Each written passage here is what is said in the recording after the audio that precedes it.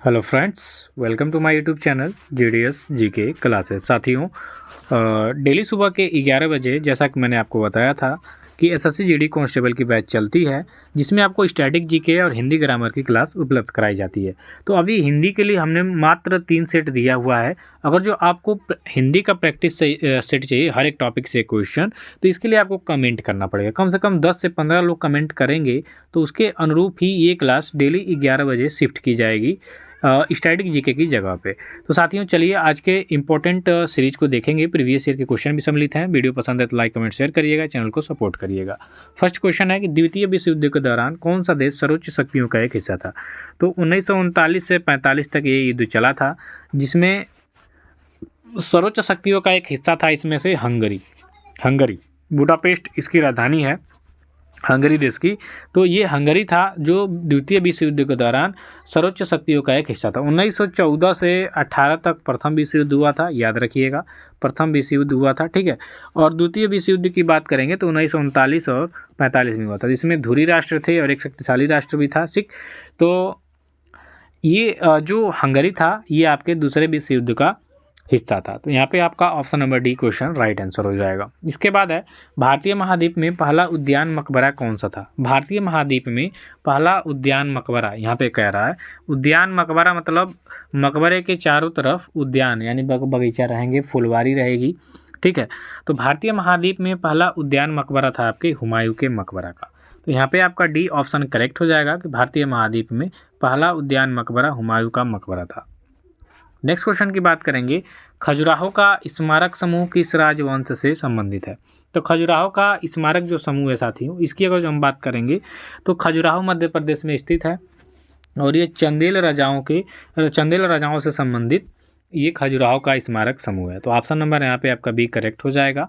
खजुराहो का स्मारक समूह चंदेल राजवंश से संबंधित है।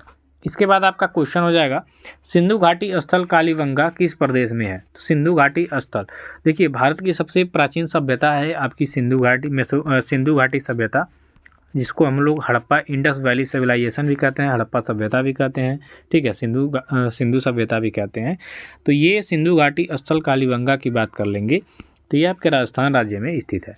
तो आपका यहाँ पे बी ऑप्शन करेक्ट हो जाएगा। देखिए भाई, आपके सिंधु घाटी सभ्यता से एक क्वेश्चन नेसेसरी है, एसएससी जीडी के आल शिफ्ट में पूछता है, ठीक। ये जरूर है कि सिंधु घाटी सभ्यता से क्वेश्चन आएगा, ठीक है। इसके बाद है नागानंद का रचनाकार कौन था। नागानंद की बात कर, रागानंद, रत्नावली, ये भी याद रख लीजिएगा, और प्रियदर्शिका, ठीक। ये तीनों संस्कृत में रचित नाटक हैं और इसको किसने रचा है, सबसे बड़ी इंपॉर्टेंट बात तो ये है कि नागानंद, रत्नावली और प्रियदर्शिका, ये तीनों जो नाटक हैं ये किसके द्वारा रचित है। तो कई लोग बाणभट्ट को मारेंगे, लेकिन बाणभट्ट क्या हो जाएगा, गलत हो जाएगा। यहाँ पे इसका राइट आंसर हो जाएगा आपका हर्षवर्धन, ठीक। हर्षवर्धन जो था इसने क्या किया था, 3 नाटक लिखे थे संस्कृत में, नागानंद, रत्नावली और प्रियदर्शिका। तो ये तीनों आपके रचनाकार हो जाएगा। ये आपका जो हर्षवर्धन है ये पुष्यभूति वंश के शासक थे हर्षवर्धन जी। तो यहाँ पे आपका ऑप्शन नंबर सी करेक्ट हो रहा है कि नागानंद, रत्नावली और प्रियदर्शिका, इन तीनों नाटक के नाटककार हैं हर्षवर्धन। संविधान सभा के गठन की मांग सर्वप्रथम 1895 में किसके द्वारा प्रस्तुत की गई थी। तो संविधान सभा के गठन की मांग सबसे पहले कब की गई, 1895 में, और ये भारतीयों के द्वारा ही मांग की गई थी। और ये मांग करने वाले जो व्यक्ति थे उनका नाम क्या था साथियों, तो बाल गंगाधर तिलक जी, ठीक। बाल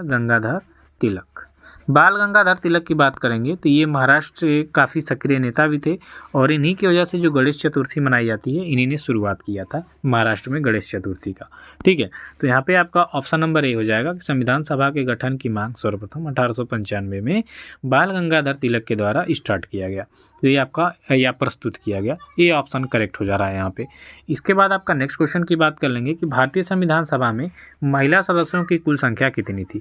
इसको आप वेरी वेरी इंपॉर्टेंट करिएगा क्योंकि ये आपके कई बार एग्जाम में पूछ चुका है। तो टोटल महिलाओं की संख्या थी 15। तो आप यहाँ पे ऑप्शन नंबर बी को सही करेंगे कि भारतीय संविधान में महिला सदस्यों का जो सदस्य संख्या थी, महिलाओं की बात कर रहे हैं, 15 थी, ठीक है। तो आप यहाँ पे क्या करेंगे, बी ऑप्शन को करेक्ट करेंगे। इसके बाद नेक्स्ट क्वेश्चन है, भारत के महान्यायवादी की नियुक्ति से संबंधित अनुच्छेद कौन सा हो जाएगा। तो भारत के महान्यायवादी की नियुक्ति से संबंधित अनुच्छेद अगर जो आप देखेंगे तो ये आपका आर्टिकल 76 होता है। क्या आर्टिकल 76 जिसमें भारत के महान्यायाधीश की नियुक्ति से संबंधित प्रावधान दिया गया। तो आप यहाँ पे सी ऑप्शन को करेक्ट करेंगे।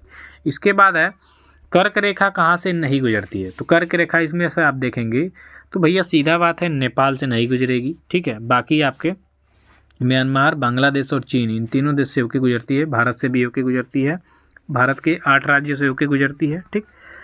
और ये आपका जो नेपाल है ये तो आपका सीधा एकदम उत्तर में पड़ जाता है, अभी भारत के बीचों बीच से गुजरती है, ठीक। और नेपाल आपका यहाँ है और ये गुजरती है यहाँ से, ठीक, बीचों बीच से, प्रायद्वीपीय से ऊपर। तो कर्क रेखा नेपाल से नहीं गुजरती है। तो आपका यहाँ पे डी ऑप्शन करेक्ट हो जाएगा। इसके बाद आपका नेक्स्ट क्वेश्चन है कि भूमध्य रेखा निम्नलिखित में से किस देश से होकर नहीं गुजरती। अब यहाँ पे भूमध्य रेखा की बात किया है, 0 डिग्री लाइन जिसे हम बोलते हैं, बीचों बीच से जो गुजरती है पृथ्वी के। तो भूमध्य रेखा बात कर लेंगे तो ये कहाँ से नहीं गुजरती है, तो मैक्सिको से। बाकी आपके कीनिया, इंडोनेशिया और ब्राज़ील, इन तीनों से गुजरती है, लेकिन जो आपका मैक्सिको है यहाँ से आपका भूमध्य रेखा नहीं गुजरती है। तो सी ऑप्शन करेक्ट हो जाएगा। इसके बाद है निम्नलिखित में से कौन रूपांतरित चट्टान नहीं है। तो इसमें से रूपांतरित चट्टान आप देखेंगे तो रूपांतरित चट्टान हो जाएगा ग्रेनाइट, ये आपका रूपांतरित चट्टान नहीं होगा। तो बी ऑप्शन यहाँ पे आपका करेक्ट हो जाएगा।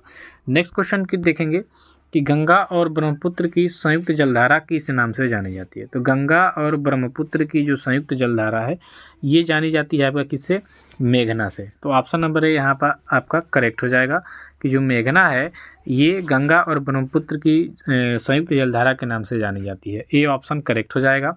इसके बाद है किस तापमान पर जल का घनत्व अधिकतम होता है। तो जल का घनत्व की बात करेंगे तो 4 डिग्री सेंटीग्रेड पे अधिकतम होता है। ऑप्शन नंबर डी हो जाएगा यहाँ पे। इसके बाद है ताप का एसआई मात्रक क्या है। तो ताप का एसआई मात्रक देखेंगे तो आपका केल्विन होता है। क्या होता है साथियों, केल्विन। तो यहाँ पे आपका सी ऑप्शन करेक्ट हो जाएगा। इसके बाद है इलेक्ट्रॉन त्यागने की प्रवृत्ति कहलाती है। तो इलेक्ट्रॉन त्यागने की जो प्रवृत्ति है ये कहलाती है ऑक्सीकरण, यानी कि बी ऑप्शन यहाँ पे आपका करेक्ट होगा कि इलेक्ट्रॉन त्यागने की जो प्रवृत्ति है साथियों ये ऑक्सीकरण कहलाती है। इसके बाद आपका नेक्स्ट क्वेश्चन है कि परमाणु बम का आविष्कार किसने किया था। तो परमाणु बम ये आपका हो जाएगा ऑटो हॉर्न। ये क्वेश्चन बड़ा ही आपका इंपॉर्टेंट हो जाएगा क्योंकि ये बार बार आपके एग्जाम में हमने कई बार देखा है, पूछा है परमाणु बम के आविष्कारक। तो ऑटो हॉर्न हो जाएंगे, यहाँ पे आपका डी ऑप्शन करेक्ट हो जाएगा। नेक्स्ट है जीवद्रव्य यानी प्रोटोप्लाज्म शब्द का प्रयोग सर्वप्रथम किसने किया था। ये भी इम्पॉर्टेंट है। तो जीवद्रव्य यानी कि प्रोटोप्लाज्म ये आपके इसका सबसे पहले किया था पुरकिंजे ने, ठीक। प्रोटोप्लाज्म यानी कि जीवद्रव्य का शब्द प्रयोग जो किया था पुरकिंजे ने किया था। तो आपका यहाँ पे सी ऑप्शन करेक्ट हो जाएगा। नेक्स्ट है कोशिका की आत्महत्या की थैली कहलाता है। तो कोशिका की आत्महत्या की जो थैली है ये लाइसोसोम के नाम से जानी जाती है, यानी कि बी ऑप्शन करेक्ट हो जाएगा कि कोशिका की आत्महत्या की थैली लाइसोसोम के नाम से जानी जाती है। इसके बाद आपका नेक्स्ट क्वेश्चन है भारतीय खिलाड़ी गगन नारंग किस खेल से संबंधित है। तो भारतीय खिलाड़ी गगन नारंग की बात कर लेंगे तो ये आपके निशानेबाजी से संबंधित है। यहाँ पे आपका ये ऑप्शन करेक्ट हो जाएगा। इसके बाद नेक्स्ट क्वेश्चन है विश्व जल संरक्षण दिवस आपका कब मनाया जाता है। तो विश्व जल संरक्षण दिवस की बात करेंगे तो ये मनाया जाता है आपका 22 मार्च को। ऑप्शन नंबर यहाँ पे आपका बी हो जाएगा, ठीक है। इसके बाद है जैन धर्म के प्रवर्तक महावीर जी को मोक्ष कहाँ मिला था, यानी मोक्ष की प्राप्ति किस स्थल पे हुई थी। जैन धर्म के प्रवर्तक महावीर जी का जो मोक्ष स्थान है ये साथियों हुआ था पावापुरी में। तो आपका यहाँ पे आपका सी हो जाएगा, पावापुरी शायद बिहार पड़ता है, ठीक। और ये जैन धर्म के प्रवर्तक महावीर स्वामी जी का मोक्ष स्थान भी है। तो यहाँ पे आपका सी ऑप्शन करेक्ट हो जाएगा। साथियों डेली आप हमारे साथ 11 बजे जुड़िएगा और हिंदी ग्रामर की मैं बार बार कह रहा हूँ क्लास चाहिए तो आपको कमेंट करना पड़ेगा। कम से कम 10 से 15 कमेंट आएगा, 10 से 15 लोग कमेंट करेंगे तो ये क्लास कंटिन्यू कीजिएगा। अभी तक सेट 3 दिया